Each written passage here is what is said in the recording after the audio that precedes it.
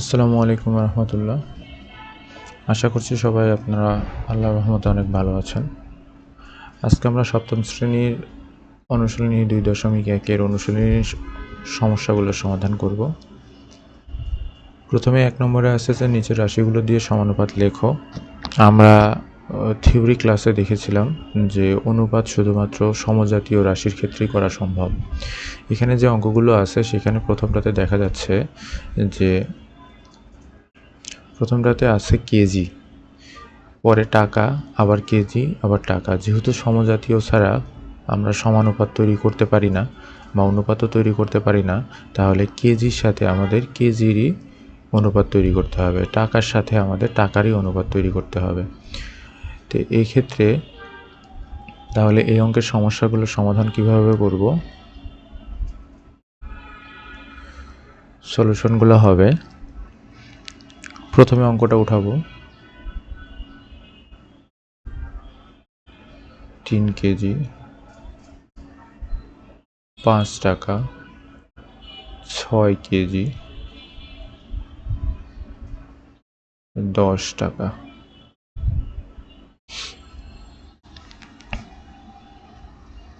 তাহলে ভরের অনুপাত, যেহেতু আমরা জানি যে কেজিগুলো হচ্ছে ভর, তাহলে ভরগুলোর অনুপাত এই কথাটা লিখতে পারি, অথবা অনেকে লিখতে পারেন প্রথম অনুপাত। আমার মনে হয় বাংলা কথাটা লিখে রাখলে ভালো হয়। ভরের অনুপাত,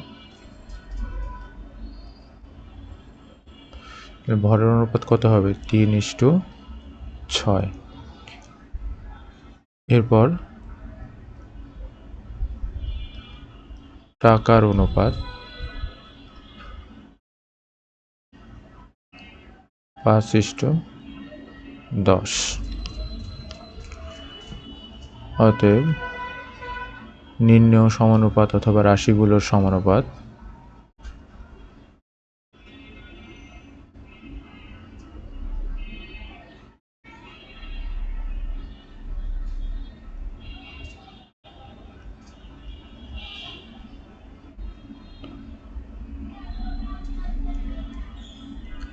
3:6 সমানুপাত চিহ্ন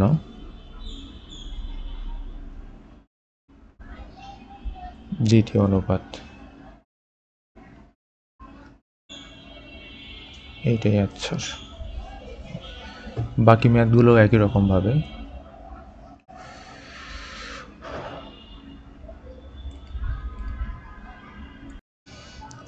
এবার খ নম্বর একইভাবে। প্রথমে আছে 9 বছর 10 দিন, তারপরে 18 বছর 20 দিন। তাহলে যেহেতু কথাগুলো একই রকম হবে, আমি এখানে একটু উপরে কথাগুলো কপি করে লিখে নিয়ে আসলাম।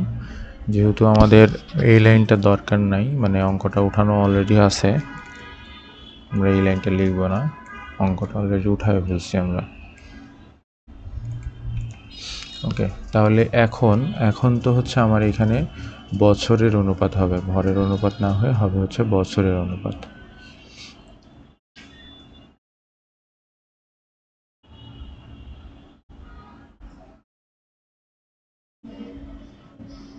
এই অংশটা একটু কপি করে রাখি। ওকে, তাহলে প্রথমে আমাদের বছরের অনুপাত।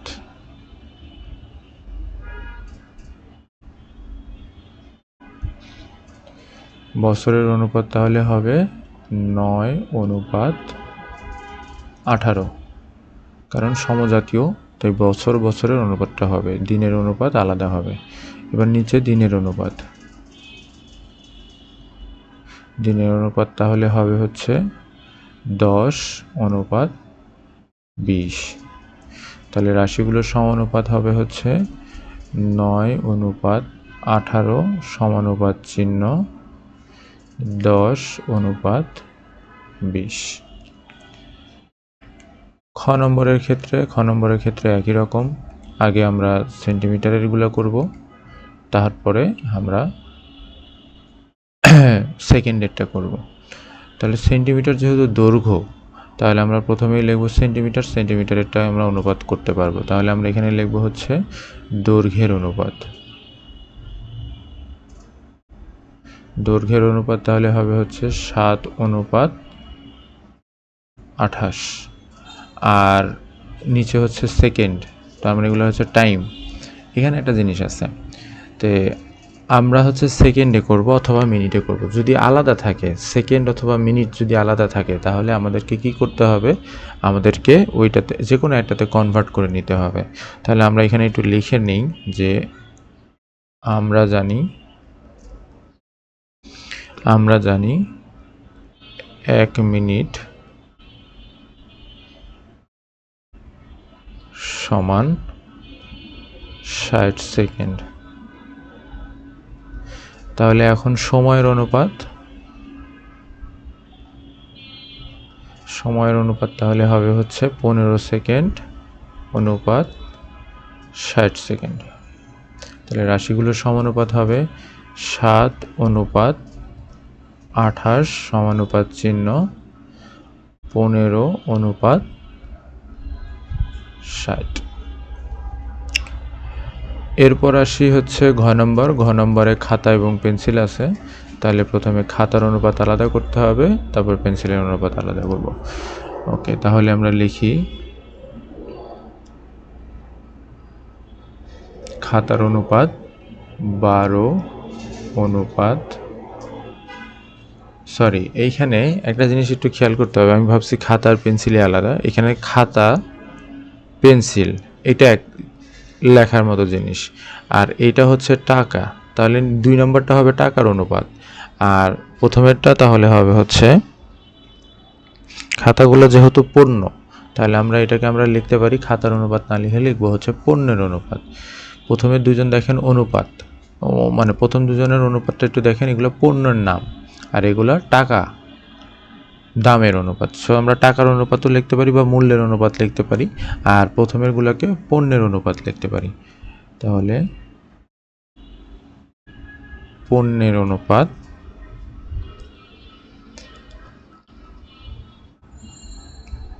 12 অনুপাত পণ্য, যেহেতু পরেরটা 15 লেখা আছে তাই 15 লিখলাম। আর এই পাশে হচ্ছে মূল্যের অনুপাত তাহলে হবে হচ্ছে 20:25। তাহলে রাশিগুলোর সমানুপাত হবে 12:15 সমানুপাত চিহ্ন 20:25। ওকে, ঘ নম্বরের বেলায় একই রকম, এখানে ছাত্র শিক্ষক আছে, টাকা এবং টাকা আছে। তাহলে আমরা এইটাকে বলতে পারি যে ছাত্রছাত্রী মানে ছাত্র শিক্ষকের অনুপাত অথবা মানুষের অনুপাত এটা বলা যেতে পারে, এবং পরেরটা হচ্ছে টাকার অনুপাত লিখতে পারি। যেহেতু এই মানুষের তো টাকা বা মূল্য হয় না, ওইটাতে যেমন হচ্ছে খাতার দাম হইতো, সেই জন্য আমরা মূল্য কথাটা লিখছি। এবার আমরা লিখব তাহলে মানুষের অনুপাত বা ছাত্র শিক্ষকের অনুপাত।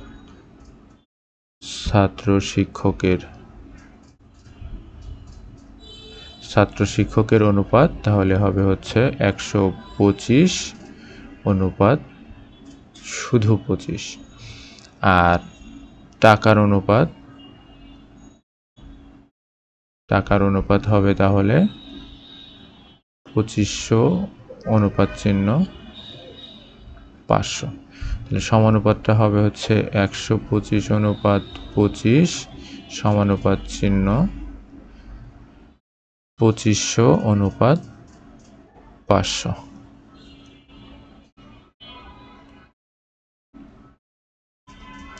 এটাই ছিল 1 নম্বর প্রশ্ন।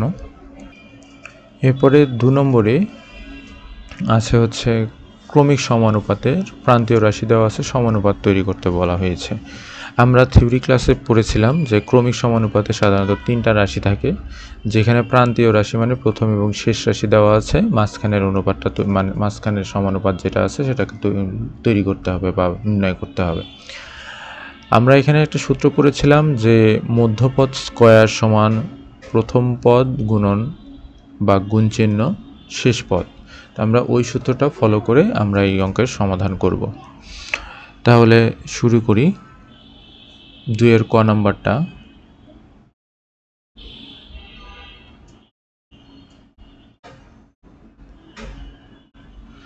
আচ্ছা, এখানে প্রথম রাশি কি দেওয়া আছে,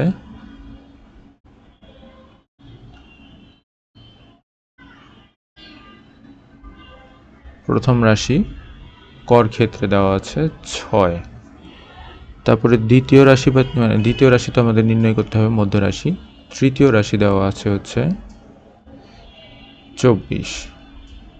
ওকে, এবার আমরা সূত্র যেটা জানি সূত্রটা লিখে ফেলবো। আমরা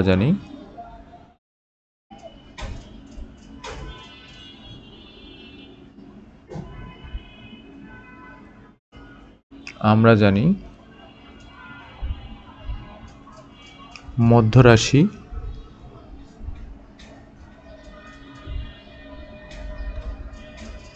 স্কয়ার সমান প্রথম রাশি গুণ তৃতীয় রাশি। ওকে, তাহলে আমরা এই পাশে মধ্য রাশি যেহেতু আমাদের বের করতে হবে, তাই মধ্য রাশি এই বরাবর সেম কথাটাই থাকবে।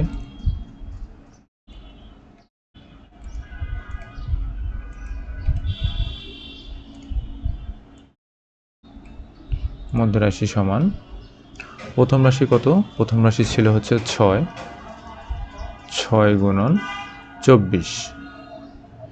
আচ্ছা, এরপর আবারও একই জিনিস এটুকু লিখে ফেলি।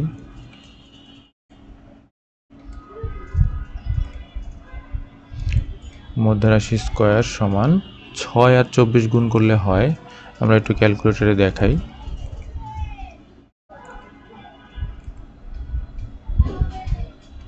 আচ্ছা, আপনারা দেখতে পাচ্ছেন কিনা ক্যালকুলেটরটা দেখতে পাওয়ার কথা।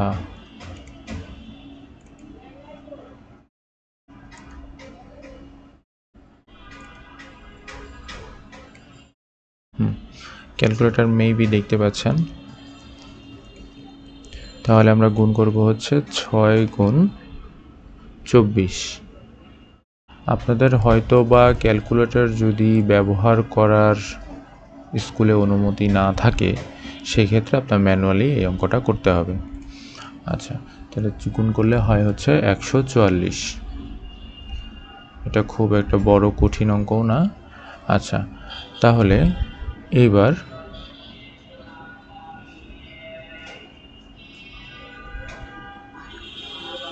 এই স্কোয়ারটা এই পাশে চলে আসবে, চলে আসলে হয় হচ্ছে রুট 144। আর আমরা জানি যে 144 এর বর্গমূল হচ্ছে 12। এটা আমরা হচ্ছে সাধারণত 20 পর্যন্ত বর্গমূলগুলো মুখস্থ করিয়ে থাকি। যদি মুখস্থ কারোর না থাকে তাহলে মুখস্থ করতে পারেন, আর অথবা আপনারা ক্যালকুলেটরের সাহায্যে এইভাবেও করতে পারেন। 144 তাহলে 12 আসবে। ওকে, তাহলে এবার সমানুপাতটা লেখার বেলা সমানুপাত লিখব আমরা।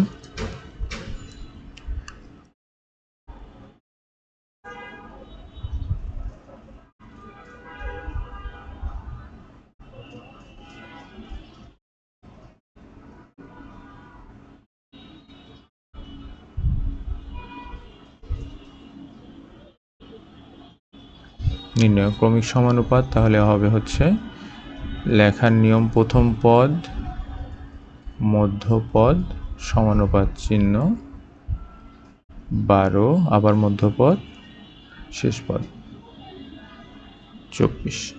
এটি হচ্ছে আমাদের অ্যান্সার।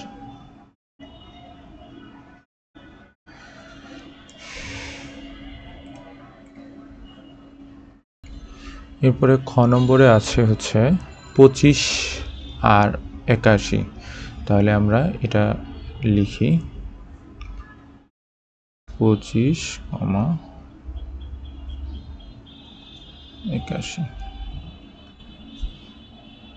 তাহলে সব কিছু একই রকম, তাই আমি একটু এখান থেকে এই কথাগুলো একটু কপি করে নিয়ে যাচ্ছি আমার সুবিধার্থে, বারবার লিখতে হবে না।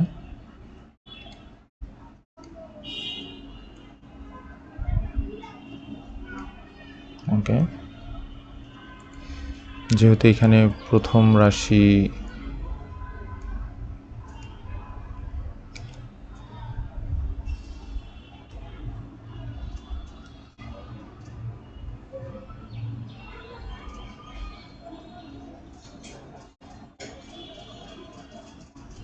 প্রথম রাশিগুলো চেঞ্জ হবে, যে জায়গাগুলো চেঞ্জ হবে আমি ওগুলো একটু মুছে দিচ্ছি।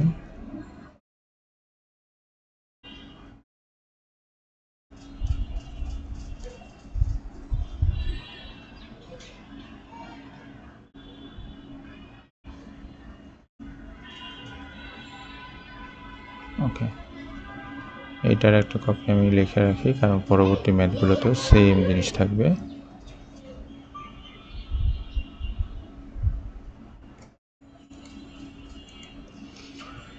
ওকে, এবার আসি, তাহলে এখানে প্রথম রাশি হবে হচ্ছে 25, তৃতীয় রাশি হবে হচ্ছে 81। আমি একটু লাল কালি দিয়ে লিখি, তাহলে হয়তো বা সুবিধা হতে পারে।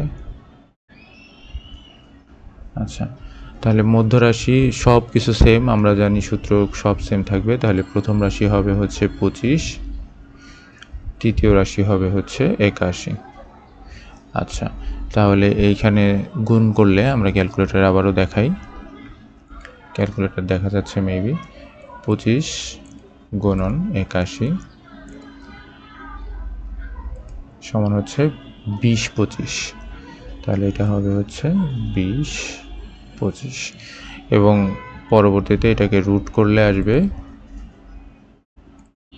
রুট 45। 20-25 স্কোয়ারটা ছিল, তাহলে স্কোয়ারটা এই পাশে আসলে রুট হয়ে যায়, তাহলে আসবে হচ্ছে 45। তাহলে সমানুপাতটা হবে হচ্ছে 25:81, সমানুপাত চিহ্ন 81:25। ভুল লিখলাম, এটা হচ্ছে প্রথম রাশি মধ্য রাশি হওয়ার কথা। আচ্ছা, তো প্রথম রাশি ছিল 25, এবার হবে হচ্ছে মধ্য রাশি অর্থাৎ 45, তারপরে সমানুপাত চিহ্ন, তারপরে 45 আবার, তারপরে শেষ রাশি। ওকে, এবার হচ্ছে 2-এর গ নম্বর। 2-এর গ নম্বরের ক্ষেত্রে আছে হচ্ছে অঙ্কটা 16 আর 49। 16 আর 49, তাহলে আমি একটু লিখি এখানে।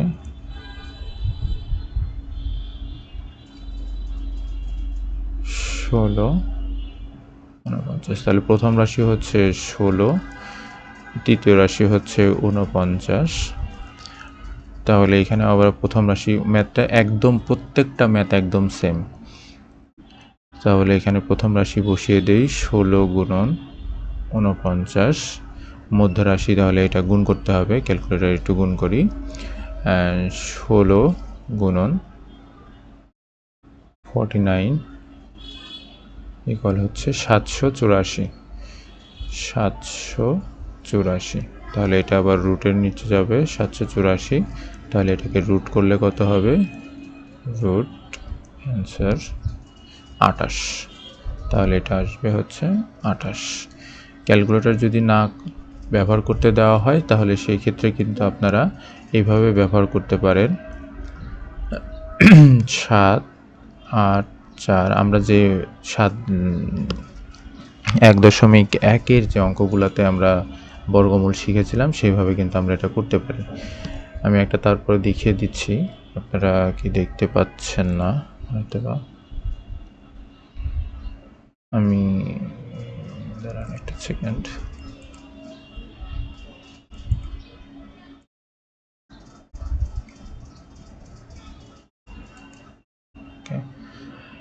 এই যে এখানে দেখাচ্ছিলাম আমি,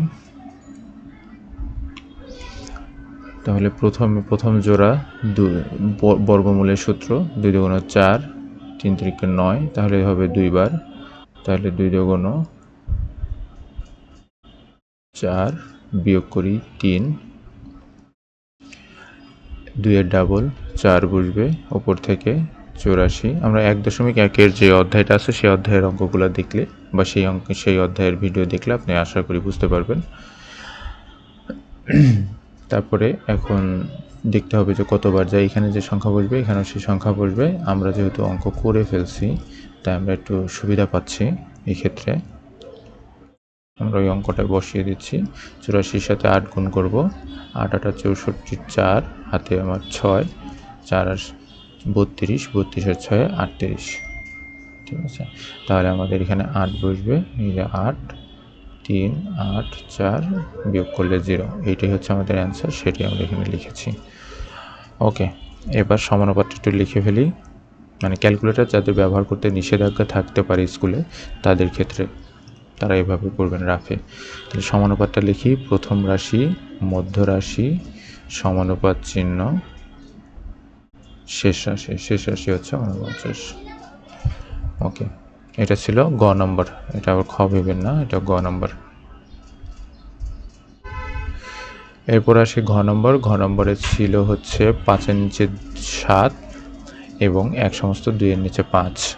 জানেন অঙ্ক সেম, শুধু এখানে আপনার থাকবে হচ্ছে ভগ্নাংশগুলো থাকবে। তাহলে 2-এর ঘ নম্বরের ক্ষেত্রে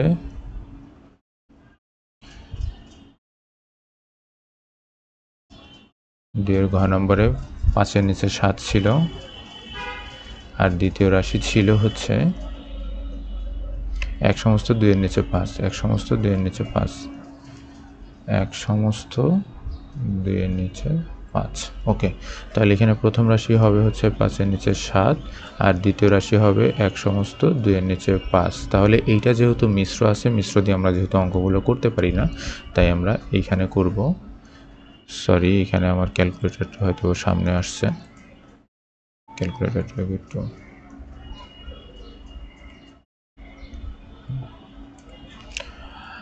আচ্ছা।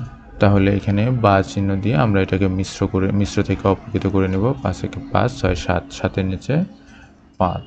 ওকে, তাহলে এখানে মধ্যরাশিটা হবে, মধ্যরাশির ক্ষেত্রে সূত্র একই, সব কিছু সেম, যেহেতু আমরা কপি করে নিয়ে আসতেছি, তার মানে বুঝতে পারতেছেন যে এইখানে কোনো পরিবর্তন নাই। প্রথম রাশি যা ছিল তাই লিখব, 5-এর নিচে 7, এবং তৃতীয় রাশি এখন লিখব অপ্রকৃত যেটা ছিল সেটা। তাহলে মধ্যরাশি স্কয়ার, এখানে আমরা গুণটা করব। গুণ করার ক্ষেত্রে আমরা জানি কি লব এবং ভগ্নাংশের গুণ আমরা সবাই হয়তো বা জানি। তাহলে লবের সাথে হরের কাটাকাটি করা যায় এবং হরের সাথে লবের কাটাকাটি করা যায়, কাটাকাটি শেষে লব লব গুণ হর হর গুণ হয়। তাহলে এই 7 দিয়ে আমরা 7কে কাটতে পারি, 5 দিয়ে 5কে কাটতে পারি। তাহলে গুণের ক্ষেত্রে আমরা জানি কাটাকাটি করে কিছু না থাকা মানে হচ্ছে 1 থাকে।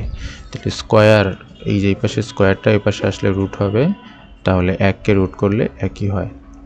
তাহলে এই ক্ষেত্রে ক্রমিক সমানুপাতটা লিখবেন কীভাবে, 5-এর নিচে 7 অনুপাত 1 সমানুপাত চিহ্ন 1 অনুপাত 5-এর নিচে 7 না, এইটা যেটা দেওয়া ছিল, মিশ্র যে ভগ্নাংশটা দেওয়া ছিল সেটাই আমরা লিখব। মিশ্র ভগ্নাংশ ছিল 1 সমস্ত কত 2-এর নিচে 5, হ্যাঁ 2-এর নিচে 5 আমরা এটা লিখব। ওকে, আর একটি অঙ্ক আছে ঘ নম্বর। ঘ নম্বরেরটা কি দেখি, 1.5 এবং 13.5, 1.5 এবং 13.5। আচ্ছা, তাহলে 2-এর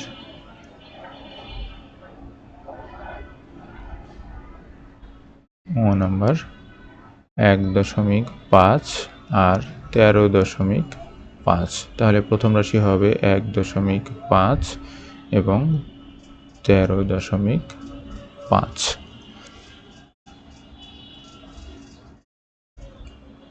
একদম সেম আগের মতনই। তাহলে প্রথম রাশির ক্ষেত্রে আমরা 1.5কে বসিয়ে দিই, 1.5 গুণন 13.5। তাহলে এই দুটো গুণ করি, ক্যালকুলেটরটা একটু নিয়ে আসি, ক্যালকুলেটরে গুণ করব। 1.5 গুণন 13.5, 13.5 আসবে হচ্ছে 20.25। তাহলে আসবে হচ্ছে 20.25। তাহলে পরবর্তী লাইনে আমরা কি করব, পরবর্তী লাইনে আমরা যেহেতু স্কয়ার টাইপের নিয়ে আসছি, তাহলে রুট আসবে 20.25, রুটের মধ্যে চলে যাবে। ওকে, তাহলে এটাকে রুট করলে কত হয়, 4.5 হয়তো বা, দেখি, তাহলে রুট ওভার অ্যান্সার, হ্যাঁ 4.5। কীভাবে আমি করেছিলাম, এই যে দশমিকের আগে আমরা দশমিকেরও কিন্তু ইয়াটা শিখেছি, আমরা 20.25 এটারও বর্গমূল শিখেছি। আমরা জানি দশমিকের আগে যেটা থাকে সেটা হচ্ছে ডান দিক থেকে এবং দশমিকের পরে যেটা থাকে সেটাকে বাম দিক থেকে জোড়া করতে হয়। তো জোড়া করলে আমরা জানি যে এখানে 4 বার যাবে, 4 4 16, তাহলে বিয়োগ করলে 4, 4-এর ডাবল হচ্ছে কত 8, আর এইখান থেকে দশমিকের পরে দশমিক পার হচ্ছে তাই জন্য এখানে দশমিক দেব, যা আছে 2টা বসে যাবে। এবার হচ্ছে 5 বার যায়, 5 বার দিলে হচ্ছে 5 5 25-এর 5, 5 8টা হাতে 2 থাকে, 5 8টা 40 আর 2 42। ঠিক আছে, তো এই যে 4.5, 4.5, তাহলে সমানুপাত চিহ্ন, সমানুপাতটা কীভাবে হবে? 1.5 অনুপাত চিহ্ন 4.5 সমানুপাত চিহ্ন 4.5 অনুপাত চিহ্ন, শেষ পদ হচ্ছে 13.5। এই ছিল আমাদের 1 এবং 2-এর অঙ্ক। আজকের ভিডিও বা আজকের সমাধান এ পর্যন্তই। আমরা নেক্সট ভিডিওতে বাকি সমস্যাগুলো সমাধান করব ইনশাআল্লাহ। ততক্ষণ পর্যন্ত সবাই ভালো থাকেন, সুস্থ থাকেন। আল্লাহ হাফেজ।